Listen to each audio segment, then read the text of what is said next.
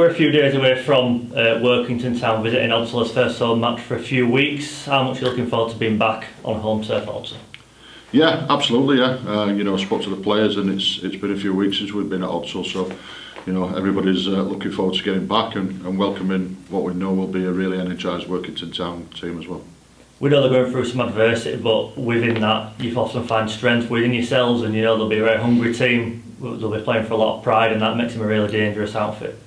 Yeah, we know too well at this club, don't we, what they're going through, and I sympathise with Chris Thorman and everybody connected to the club. It's not nice to go through, having been through it ourselves. So we're well aware of that, but we've got to put sentiment to one side for the 80 minutes, and we've got a job to do on Sunday, which is getting our club and our team back on track.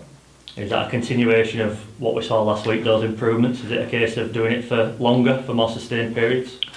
It's doing it for longer, it's doing it with a bit more quality, and it's doing it with the same focus that we've done for the last couple of weeks on the training field here at Tong. So the training's been very, very good, and it's now time to transfer that onto the field of play on Sunday.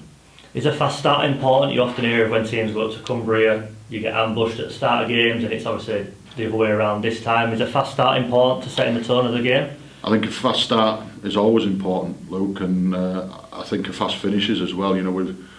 We spoke this week about starting strong and staying strong. We can't have blips and periods of the game where we switch off. We've got to be on the metal for 80 minutes, and if we put an 80-minute performance in, then I'll be very, very happy.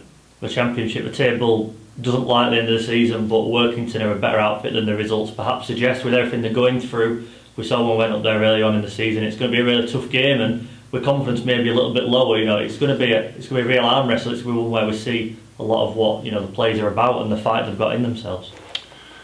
Yeah, Workington Town are a Cumbrian rugby league team, as we all know. And you don't get any Cumbrian teams that give you a game just because of who you are. They'll relish the opportunity to come to Odsall. I'm more focused on us. We've got to be a better version of us than we've been. And we've seen progression for the last couple of weeks. Well, we've got to see another big progression this weekend. So we'll be focusing on ourselves. We'll give Workington Town the due diligence that they and the respect they command. But yeah, we're focusing on Bradford Bulls and being as good as we can be. So what can you tell us about the squad ahead of Sunday and the 21-man squad you'll be naming tomorrow? We will get a 21 together. We're down to the bare bones. It's no secret. We've lost Ben Evans through the concussion protocol. I haven't checked on him today, but as of yesterday, we're still having symptoms.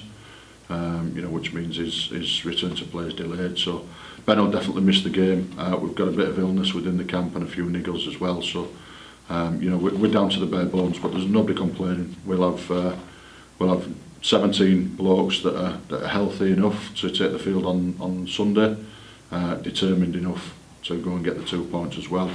And then we've got a reserve game tomorrow night to field a 17 as well. And that's going to be an opportunity for a few academy boys to put their name forward again. And just touching upon those potential absentees, etc. The reserve lads have been playing all year.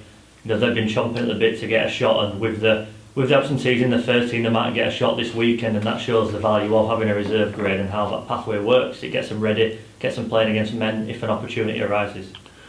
There'll be 1 or 2 in the squad this week, without doubt. As I said, we've got a reserve fixture as well on Friday night against Hull FC.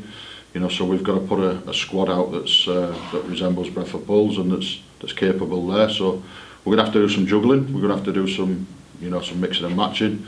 But yeah, in the coming weeks, I anticipate that a few more of the reserve guys that have put the best foot forward will get an opportunity.